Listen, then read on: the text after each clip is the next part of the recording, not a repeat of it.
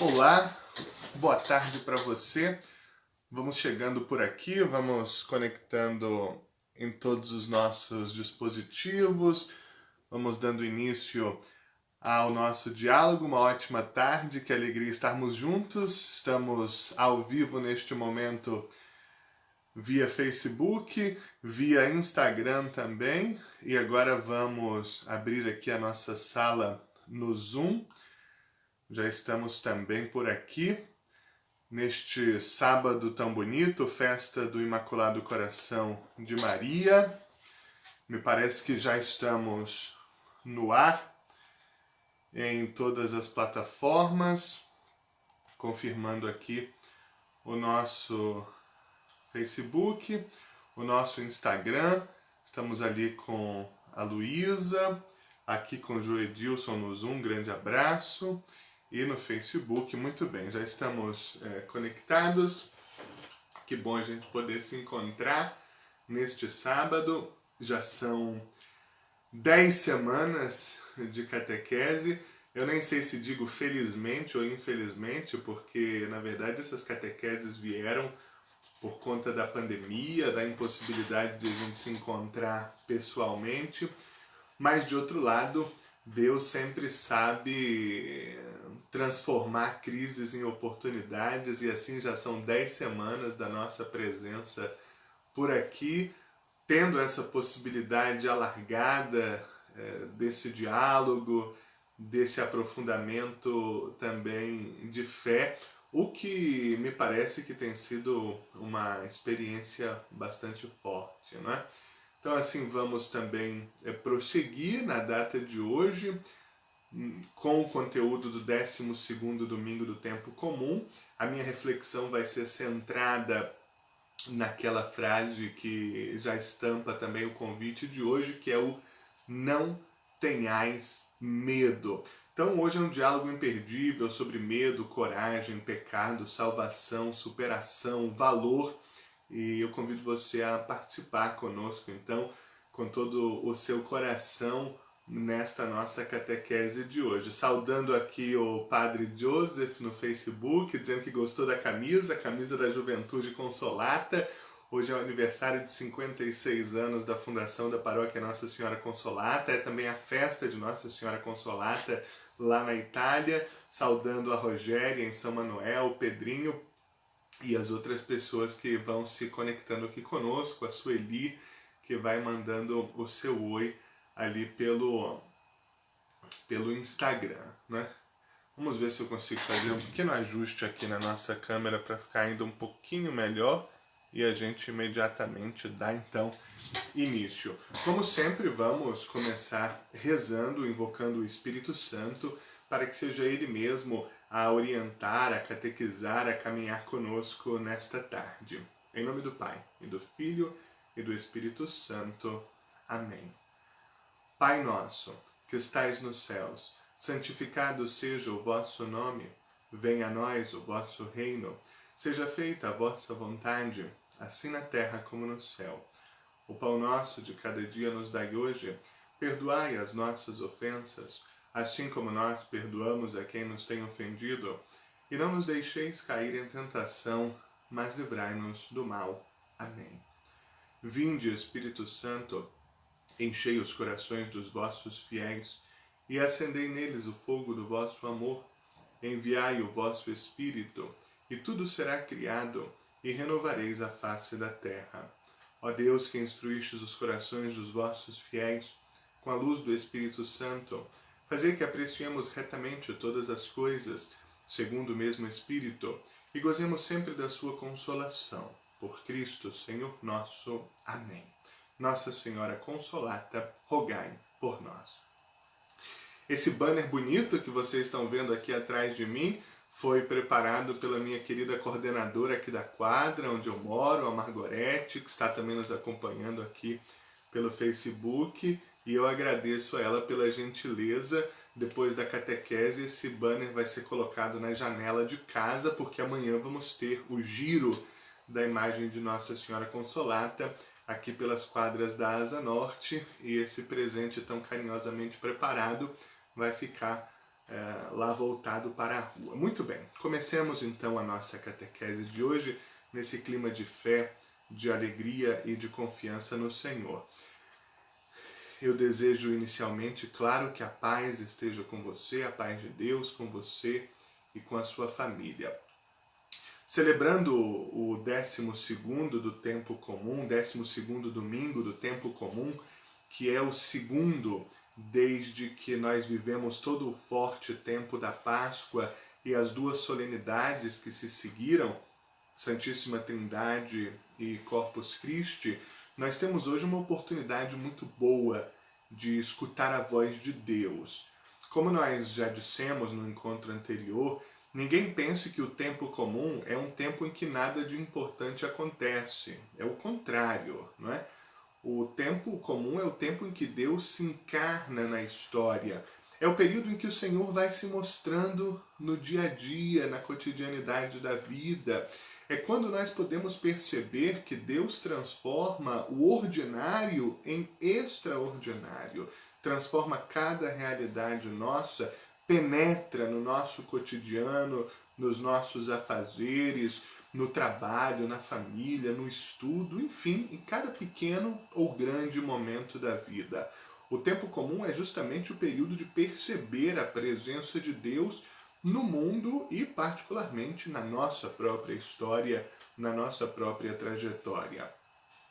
Como já fizemos no início, orando, peçamos ao Espírito Santo que envie sobre nós a sua luz, derrame em nós, nesta tarde, a sabedoria necessária de Deus para que nós sejamos capazes de compreender um pouco melhor a sua palavra nesta nossa breve reflexão e, assim, aumentar a nossa fé, estarmos mais próximos de Deus. Nosso Deus, que é o Deus da vida e é, sobretudo, o Deus do amor. O centro da nossa reflexão, como já anunciei, é aquela frase forte de Jesus: não tenhais medo. E logo depois de dizê-la, Jesus continua anunciando aos seus apóstolos que, aos olhos de Deus, eles têm muito valor, né? Nós vamos compreender hoje que Jesus entendia que nesse grupo dos apóstolos que tem muito valor para Deus, estamos você e eu. Antes de mergulhar no Evangelho propriamente dito, façamos uma breve viagem até o Antigo Testamento, mais precisamente sobre a profecia de Jeremias, que é a primeira leitura sugerida neste domingo. O profeta fala de perseguições e de medo nessa leitura. Ao mesmo tempo, ele reconhece que Deus está ao seu lado e que a força de Deus supera todos os seus inimigos. Conclui esse trecho, Jeremias, exclamando que Deus salva a vida, mesmo dos pobres, das mãos dos maus. Antes, deixe-me dar alguma catequese sobre os profetas e sobre o livro de Jeremias. Certamente você já ouviu muitas vezes o termo profeta. Sabe o que significa? Basicamente, na Bíblia, profetas são pessoas, homens e mulheres, não apenas homens, homens e mulheres, dedicados ao serviço de Deus, na profecia.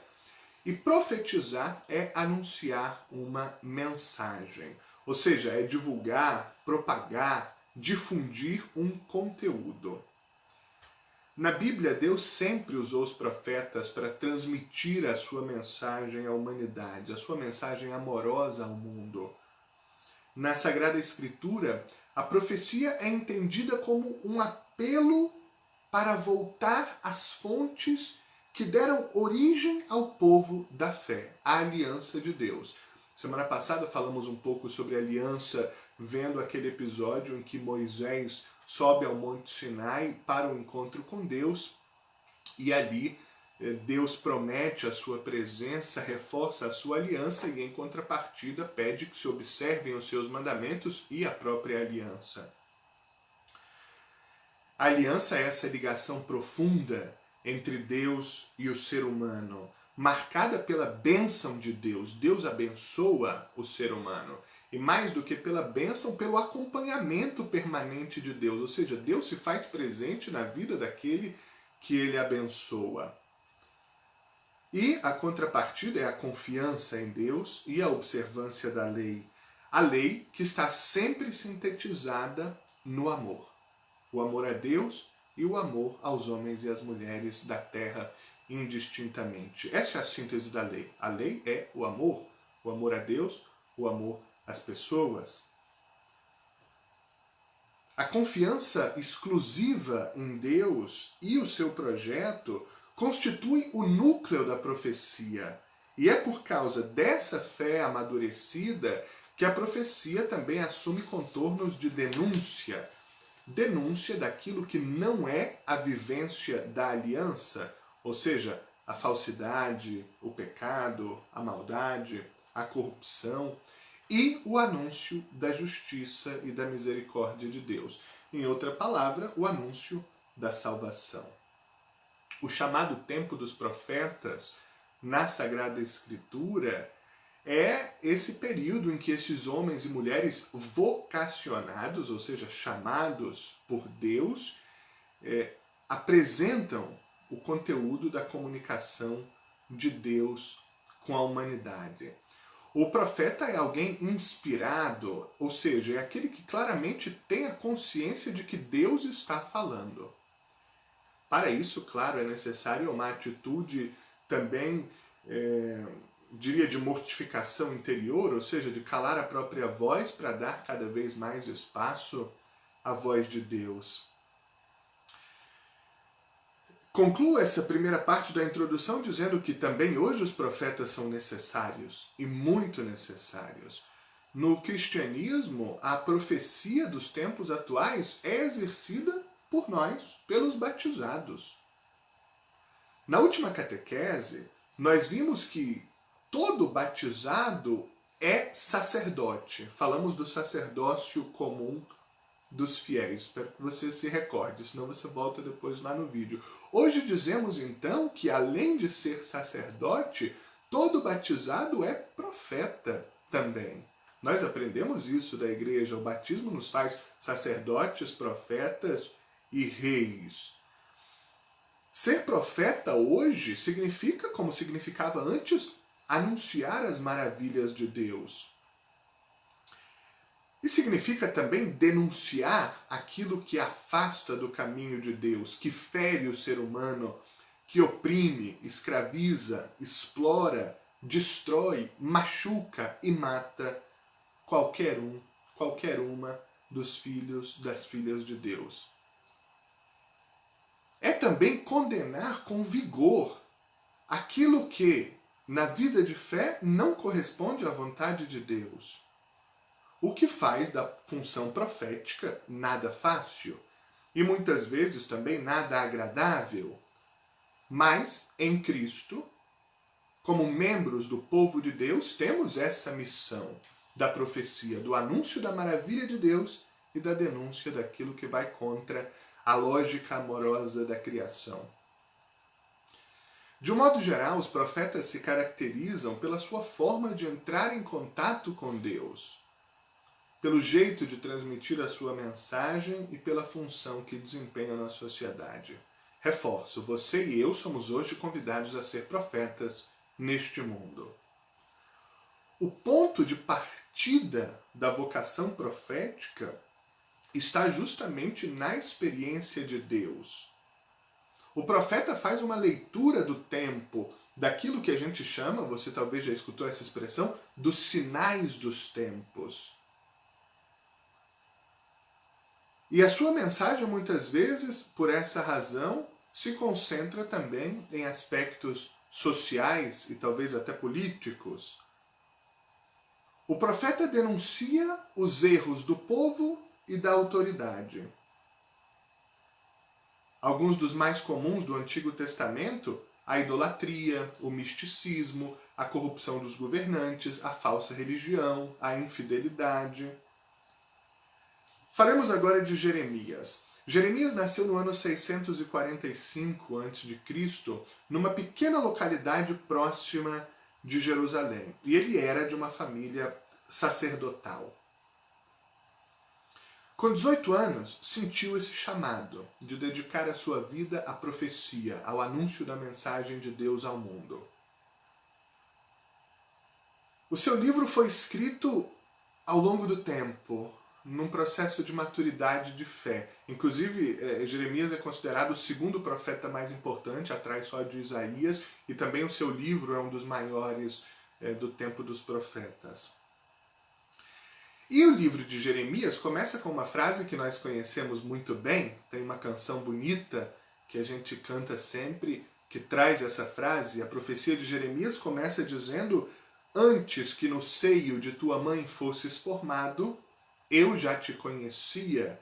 Antes do teu nascimento, eu já havia te consagrado e te havia designado profeta das nações.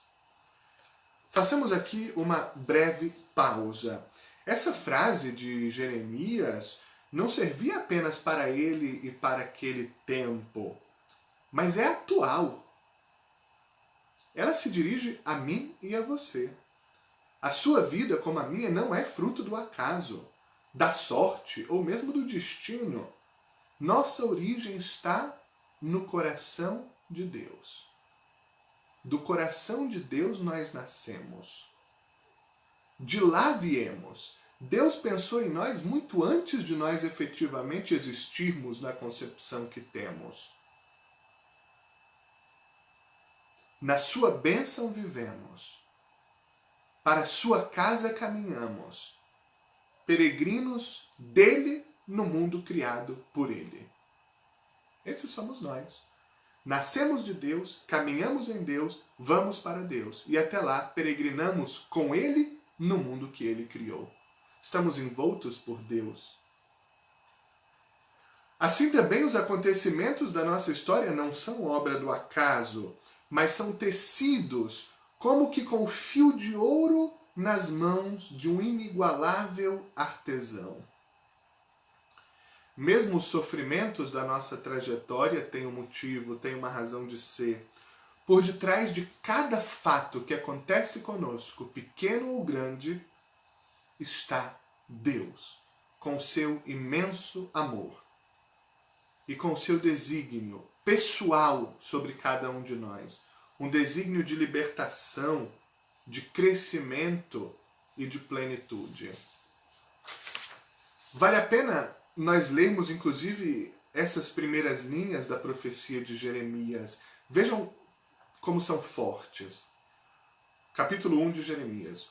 Foi-me dirigida nestes termos a palavra do Senhor. Antes que no seio fosses formado, eu já te conhecia. Antes do teu nascimento, eu já havia te consagrado e havia te designado profeta das nações. Eu respondi: ah, Senhor, eu nem sei falar, sou apenas uma criança. Replicou, porém, o Senhor: não digas, sou apenas uma criança. Irás procurar todos aqueles a quem eu te enviar. E a eles dirás o que eu te ordenar. Não deverás temer, porque estarei contigo para livrar-te, diz o Senhor. E o Senhor, estendendo em seguida a sua mão, tocou-me na boca, e assim falou: eis que coloco minhas palavras nos teus lábios. Dou-te hoje poder sobre as nações e sobre os reinos, para arrancares e demolires, para arruinares e destruíres, para edificares e plantares. Como podemos ver, o início do livro de Jeremias tem uma grande sintonia com o conteúdo da palavra de Deus de hoje. Na sua caminhada, Jeremias teve medo e se prendeu às suas próprias limitações, percebendo nelas um empecilho à realização da obra de Deus. Também nós tememos diante do Senhor. Corremos o risco de julgar a nós mesmos pobres demais, inadequados demais, inseguros demais. Os outros são mais inteligentes, os outros são mais capacitados. Aqui se esconde uma tentação que permeia diversos campos da vida. que é aquela de confiar nas nossas próprias forças. É uma tentação, querido irmão, querida irmã. De fato, se nós contarmos com a nossa debilidade, não tem muito que possamos fazer. São mesmo fracas as nossas forças diante dos enormes desafios da vida. O segredo é que nós não contamos somente com as nossas forças. Antes, apoiados no Senhor, é que nós damos os nossos passos. É que nós somos capazes de realizar as tarefas, superar as barreiras da vida, alcançar vitórias e as conquistas para nós mesmos, para os outros e para o próprio Deus. Apoiados no Senhor, contando com as forças do Senhor. Eu quero que você saia hoje desta catequese tendo gravada no seu coração esta mensagem. A frase de Jeremias, a frase que o Senhor dirigiu a Jeremias, o Senhor dirige hoje a você. Não deverás temer, porque estou contigo. Essa frase o Senhor diz hoje a nós. Não deverás temer, porque estou contigo para livrar-te. Agora façamos juntos a leitura da primeira leitura deste domingo, profeta Jeremias, capítulo 20, versículos 10 a 13. Jeremias disse: Eu ouvi as injúrias de tantos homens e os vi espalhando medo ao redor. Denunciai-o, denunciemo-lo. Todos os amigos observavam minhas falhas. Talvez ele cometa um engano e nós poderemos apanhá-lo e desforrar-nos dele. Mas o Senhor está ao meu lado, como forte guerreiro. Por isso os que me perseguem cairão vencidos. Por não terem tido êxito, eles se cobrirão de vergonha. Eterna infâmia que nunca se apaga. Ó Senhor dos exércitos, que provas o homem justo e vês os sentimentos do coração, rogo-te, me faças ver tua vingança sobre eles, pois eu te declarei a minha causa. Cantai ao Senhor, louvai o Senhor, pois ele salvou a vida de um pobre homem das mãos dos maus. Palavra do Senhor, graças a Deus. Explico. Um dos traços mais marcantes da pessoa de Jeremias é também um dos seus maiores problemas. Ele criou um grave conflito com o clero do Templo de Jerusalém e também com os governantes da época, as autoridades políticas. Quanto aos sacerdotes, Jeremias os condenava porque dizia que eram falsos sacerdotes, porque conhecia a vida que eles levavam e eles pregavam a palavra de Deus no templo e depois na vida privada viviam o contrário daquilo que pregavam. E Jeremias sabia muito bem o que eles faziam, sobretudo longe dos olhares dos fiéis. E quanto às autoridades políticas, porque Jeremias sabia que eram corruptas, que praticavam sistematicamente a corrupção na administração da sociedade. Nada muito diferente do que acontece em algumas partes do mundo hoje em dia. Líderes religiosos e autoridades políticas na falsidade e na corrupção. Diante desse quadro que Jeremias bem conhecia, um quadro dramático que se assemelha muito ao que se vive hoje em diversas partes, como disse, do planeta, Jeremias fica ao lado do povo que sofria tanto pelos péssimos líderes religiosos quanto pelos péssimos líderes políticos, corruptos. Claro que essa postura fez com que Jeremias fosse perseguido, sofresse todo tipo de punição, até chegar ao momento de ser preso e torturado. É nesse contexto que surge a leitura de hoje. Por isso que Jeremias fala de perseguição. Também hoje é perseguido quem fala a verdade. Mesmo assim, o profeta não se cala. A obra de Deus, em outras palavras, viver bem a sua vocação, é mais importante do que se preocupar com as perseguições. Quem adere ao Senhor por inteiro não se preocupa mais com as perseguições, porque sabe que elas virão. que neste mundo fazem parte da experiência do profeta. Quem aderiu ao Senhor não tem mais apego a nada, senão a própria união com Deus, nem a própria vida. E aqui está a autêntica liberdade. Amarra nenhuma, opressão nenhuma. Uma límpida liberdade de ser quem se é, de fazer o que se tem que fazer, de dizer o que se tem que dizer. Essa é a liberdade, que surge de uma adesão completa ao Senhor. Jeremias, então, faz a descoberta da força de Deus. O Senhor está ao meu lado como forte guerreiro.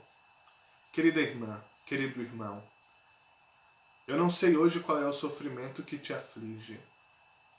Não sei quem te persegue, nem quais são as tuas dores. Não sei o que te faz chorar no escuro do teu quarto, quando os outros não te veem. Nem sei quantos desafios batem na tua porta, nem o tamanho que eles têm. Mas o que eu sei e posso te dizer é que o Senhor está contigo. Como esteve com Jeremias, está também hoje contigo. Como suportou Jeremias em suas perseguições, suporta também hoje a tua vida nas tuas perseguições. O Senhor esteve com Jeremias e com todos os que o invocaram de coração sincero na história. Estará também contigo e comigo no momento em que nós o invocarmos de coração sincero.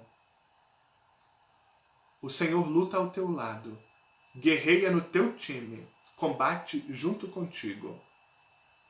Deus é o valente guerreiro que te acompanha nas tuas lidas do dia a dia da vida.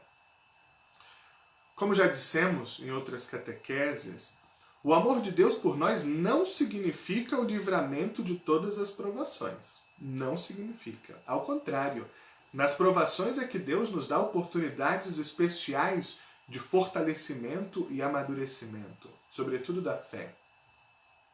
As provações são um momento de encontro com Deus, não de afastamento dele.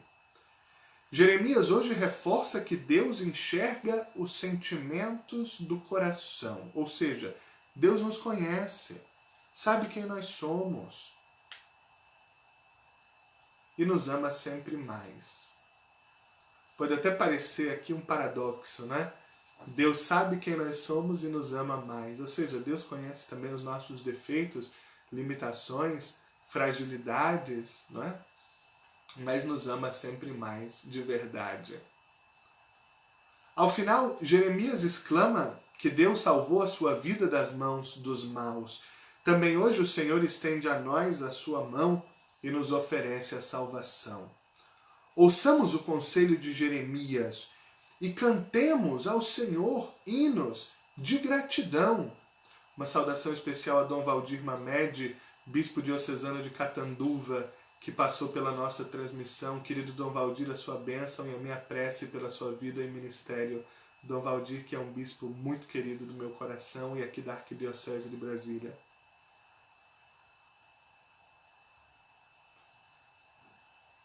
Devemos cultivar sempre em nós a gratidão pelo Senhor. Gratidão pelo seu amor misericordioso, disponível, intenso por nós. Reconhecimento pelos seus grandes feitos em nosso favor, visíveis todos os dias se prestarmos atenção aos seus gestos. Atendei-me, ó Senhor, pelo vosso imenso amor. É o refrão do Salmo deste domingo, Salmo 68. Para nós, essa frase do Salmo deveria se tornar assim como que um mantra, um pedido a ser repetido diariamente, quantas vezes fosse necessário. O salmista fala da sua relação com Deus. Meu amor por vossa casa me devora como fogo abrasador. Que bonito seria se nós também fizéssemos todo o esforço para que cresça sempre mais em nós o amor por Deus e pela sua obra, pela sua igreja, pela sua comunidade. O nosso serviço na comunidade cristã, nosso compromisso com a igreja, a nossa inserção na vida do povo de Deus, especialmente junto aos pobres, ao ponto de dizer, como salmista, que o nosso zelo e o nosso serviço concreto aos irmãos nos devora. O salmista continua em sua prece: elevo para vós minha oração neste tempo favorável, Senhor Deus.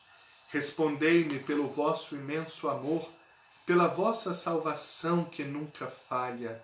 Senhor, ouvi-me, pois suave é vossa graça. Colocai os olhos sobre mim com grande amor. Que bonito esse salmo, não é? O tempo favorável é hoje, querido irmão, querida irmã.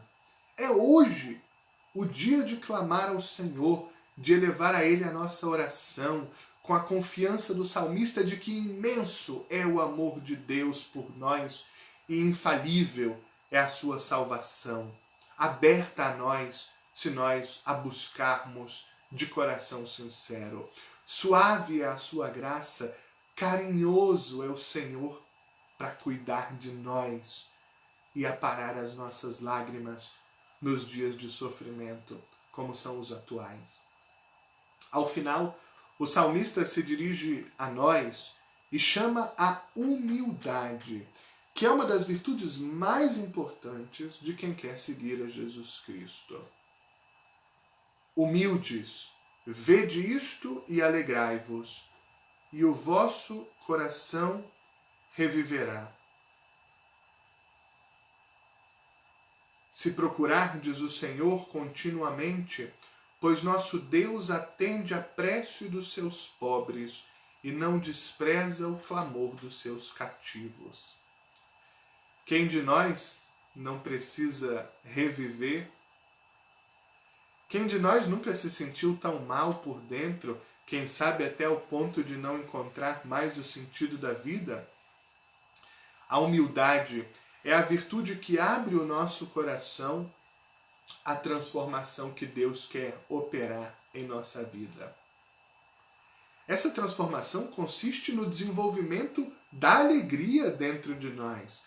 O atual pontífice tem se baseado muito na alegria, ele fala da alegria do Evangelho, enfim, em outros tantos contextos. Deus quer desenvolver a nós a alegria que nada tem a ver com essa euforia do mundo, ao contrário, é mais profunda.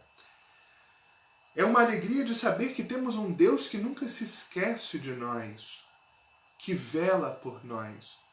A busca por Deus tem que ser contínua, é o exercício de uma vida. Não podemos nunca desistir nem nos cansar desse processo de encontro e aprofundamento do relacionamento com Deus.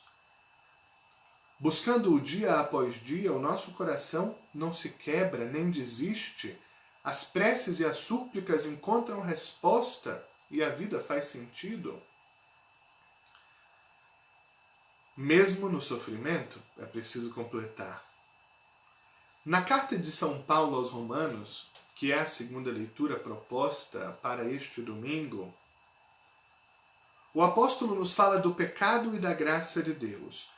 Recordando o pecado de Adão, que foi justamente a não confiança em Deus, simbolizada na ganância de se tornar também ele Deus e assim levando à desobediência, São Paulo ensina que o bem que Deus faz é infinitamente maior do que o mal que o homem pode causar. Paulo sintetiza, leio agora um trecho da segunda leitura. O pecado entrou no mundo por um só homem. Através do pecado entrou a morte. E a morte passou para todos os homens porque todos pecaram. Mas isso não quer dizer que o dom da graça de Deus seja comparável à falta de Adão. A transgressão de um só levou a multidão humana à morte, mas foi de modo bem superior que a graça de Deus, ou seja, o dom gratuito concedido através de um só homem, Jesus Cristo, se derramou em abundância sobre todos.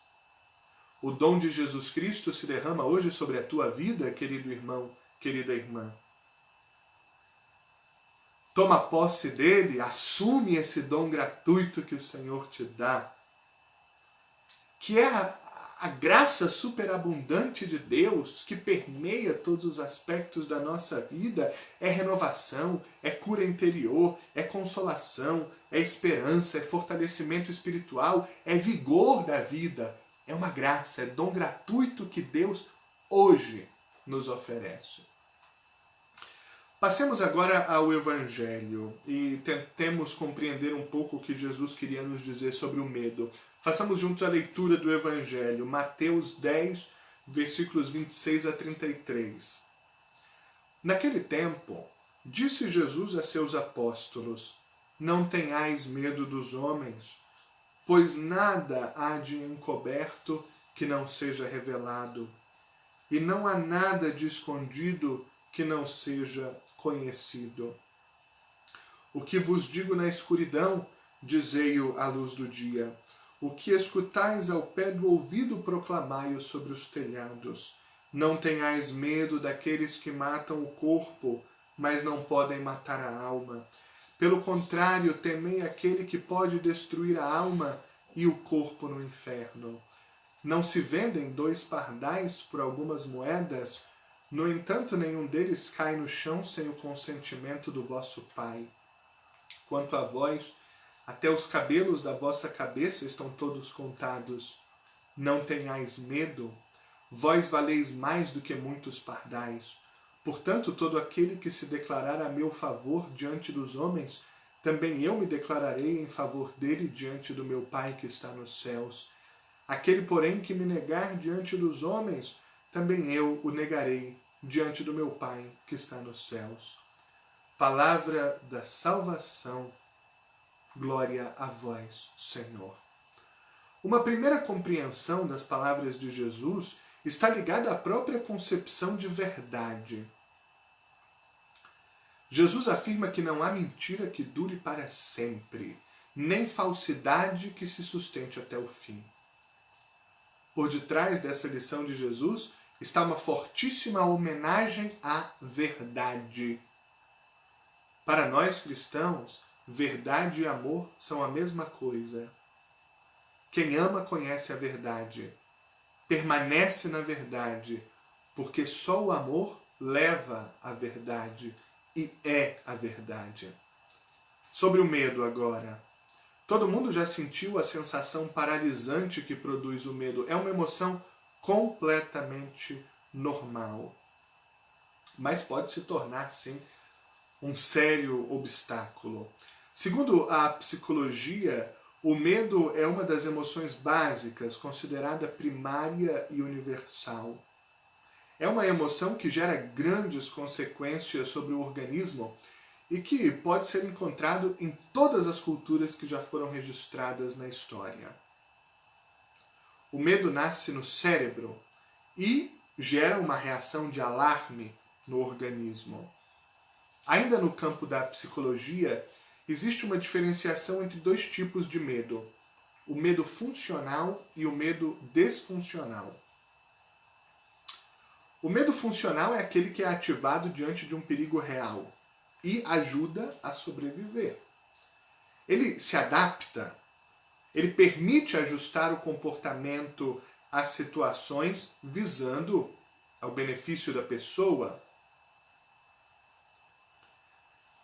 Por exemplo, quando nós vemos que estamos caminhando assim muito próximos de um abismo, de um precipício, nós sentimos medo e nos afastamos daquele risco iminente de cair, não é?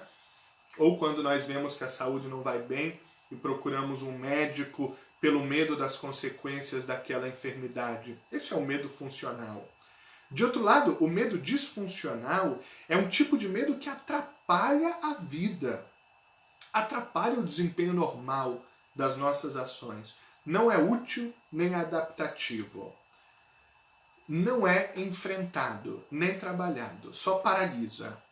Um exemplo bobo, mas para que você possa entender, é a pessoa que tem um medo grande demais de avião e não enfrenta, não vai atrás, não trabalha, não se abre, pronto. Passa a vida toda sem viajar, faz deslocamentos mais caros, mais inseguros, mais longos e perde a oportunidade de descobrir novos lugares porque não entra num avião. Nestes dias que nós estamos atravessando, precisamos muito escutar Jesus repetir: não tenhais medo.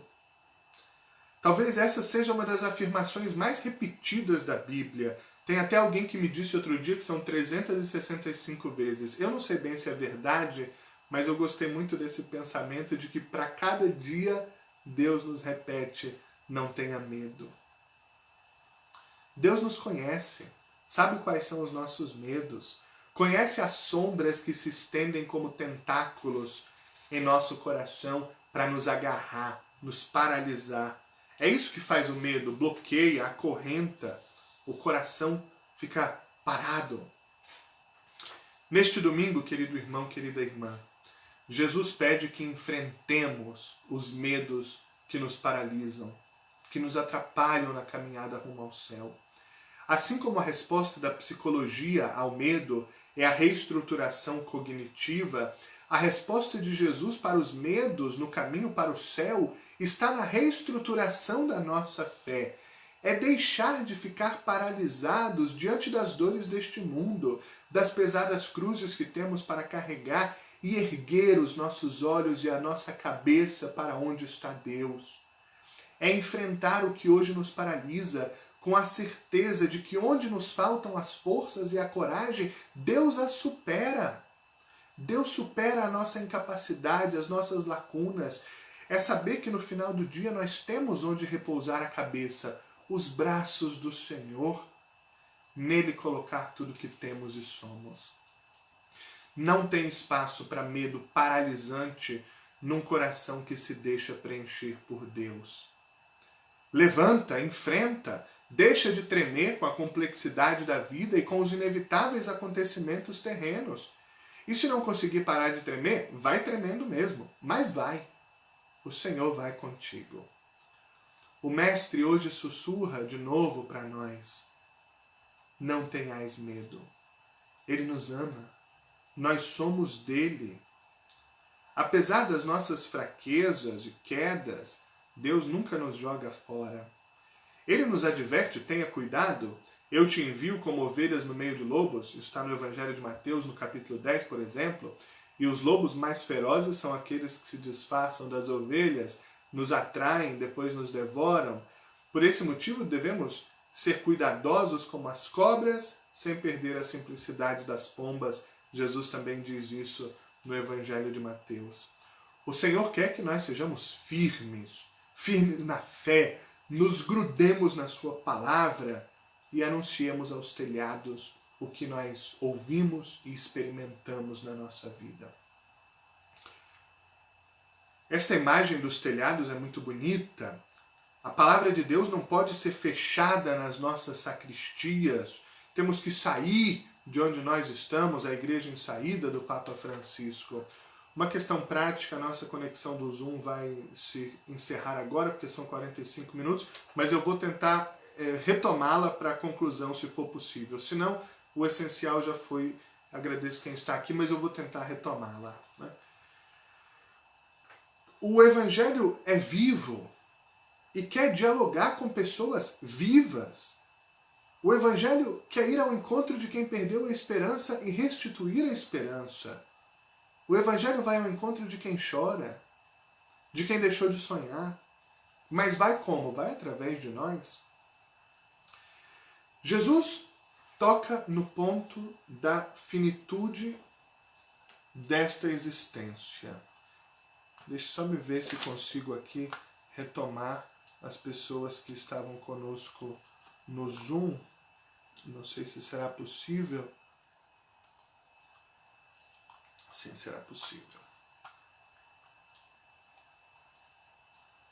Jesus põe então essa questão da finitude da vida, da finitude da existência terrena e da prioridade no cuidado com a alma.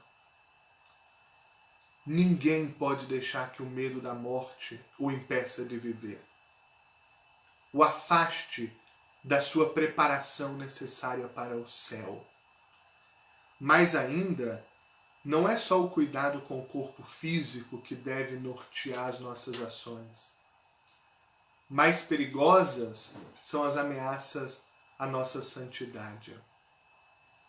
O pecado é a grande causa de morte. Não as outras todas que nós continuamente pensamos. Se nós vivemos continuamente buscando nos afastar do pecado, a morte física será uma singela e serena passagem para o céu, imperceptível a nós. Mas se nós nos preocuparmos só com o bem-estar neste mundo, aí estamos mortos desde agora, porque estamos fechados à vida verdadeira, que é a manifestação da graça de Deus e a doação generosa de si mesmo a Deus e aos irmãos. Nossa vida não está nas mãos do acaso, nem nos astros do céu, nem do novo coronavírus, viu? Nem mesmo nas mãos da ciência. Nossa vida pertence a Deus. Dele viemos, como já dissemos no início, nele nos movemos e somos, para ele caminhamos. Nele se encontra a razão de ser da nossa existência. Enraizados em Deus é que temos segurança. Fora dele, nem todo dinheiro, nem toda a ciência do mundo é capaz de nos sustentar. Jesus usa essa figura do pardal para dizer que tudo o que acontece no mundo tem por detrás o consentimento de Deus. Nós somos, declara Jesus, muito mais valiosos do que os pardais, ou mesmo do que toda a natureza. Para Deus, nós somos os mais valiosos seres de toda a criação. A prova disso é que o sangue do seu Filho, Cristo Senhor, foi derramado em nosso resgate, para nossa salvação. Colocando-nos nas mãos de Deus, não temos nada a temer. Ele nos criou, Ele nos conhece, Ele nos guia, Ele nos ama, Ele prepara para nós um lugar em sua casa. Ele nos espera de braços abertos para a plenitude da felicidade e da existência. Somos pecadores, claro. Lutamos, mas caímos. Fazemos esforço, mas somos limitados. Buscamos a santidade, mas não paramos de pecar. Será mesmo que Deus está assim tão aberto e ansioso para encontrar alguém tão imperfeito como eu, como você? Se resta ainda alguma dúvida, basta reler o Evangelho para perceber que nós temos um advogado. E um advogado muito melhor do que eu, do que os que trabalham no meu escritório, um advogado melhor do que todos os advogados da ordem. É o próprio Jesus Cristo, nosso advogado. Todo aquele que se declarar a meu favor diante dos homens, também eu declararei a favor dele diante do meu Pai, que está nos céus. Querido irmão, querida irmã, se o Pai criou tudo que existe por causa de Jesus, imagine você se ele não vai atender a um pedido feito por Jesus para que alguém entre na sua casa. Jesus está conosco, caminha conosco, vive no nosso meio, nos defende, nos representa, nos coloca no seio do Pai. Será Ele mesmo a nos representar diante de Deus, se assim também nós o representarmos enquanto aqui estamos. Se tivermos o nome de Jesus nos lábios e o seu amor no coração, também Jesus terá em seus lábios o nosso nome e no seu sagrado coração a nossa vida. Quando chegar a hora de nos apresentarmos diante do Pai, será o próprio Jesus a se fazer porta para nós. Igualmente, temos também uma outra advogada, é Maria. Ela advoga a nosso favor, é a mãe de Jesus e nossa. Hoje celebramos na igreja o dia do Sagrado Coração de Maria, uma devoção tão antiga quanto aquela do Sagrado Coração de Jesus, que ontem tão lindamente celebramos.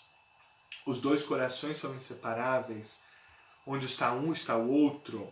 Maria é a mãe, a corredentora da humanidade.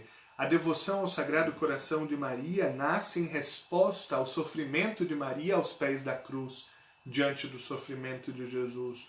Um acontecimento que já tinha sido profetizado pelo velho Simeão no momento da apresentação no templo, dizendo que o coração de Maria seria transpassado por uma espada. Outra origem dessa devoção ao Sagrado Coração de Maria, a devoção que hoje estamos celebrando, tem a ver com o Evangelho de Lucas, onde está escrito: Maria guarda todas essas coisas em seu coração. Maria guardava dentro do próprio coração, sobretudo as palavras de Jesus, a vida de Deus dentro dela, essa vida interior de Maria, suas alegrias e tristezas, virtudes e perfeições ocultas, são um modelo de vida cristã para nós e são também fonte de alegria. Eu concluo por aqui a nossa catequese de hoje. E, claro, só tem um jeito de concluir, dizendo: não tenha medo, coragem, o Senhor está conosco, sempre. Amém. Então a gente encerra. Muito obrigado a você pela presença, pela audiência, uma saudação grande aos que nos acompanharam pelo Instagram, pelo Zoom, pelo Facebook, as pessoas que deixaram aqui o seu recadinho, né? Eu vi que alguns sacerdotes estiveram, o bispo Dom Valdir, bispo de Catanduva, outros amigos queridos. A você, querido irmão que acompanha, muita gratidão pela sua presença. Como eu disse no início, são já 10 semanas de catequese e a gente vai continuar enquanto a graça de Deus assim permitir. Dentro de instantes, às 4h30, eu vou colocar aqui no Facebook da Paróquia Nossa Senhora Consolata o terço rezado pelas crianças. Hoje é o último dia da novena da Consolata. Tem missa também às 17 horas. E desejo a você um bom domingo, uma boa semana. Eu retorno no próximo sábado, às 15h30. Uma saudação especial aos meus crismandos da Paróquia Nossa Senhora Consolata e da Paróquia Divino Espírito Santo, que estão por trás também da origem destas catequeses aqui via internet, e uma saudação muito carinhosa aos paroquianos da Paróquia Nossa Senhora Consolata, que hoje completa 56 anos da sua fundação aqui na Arquidiocese de Brasília. Um grande abraço, até a próxima.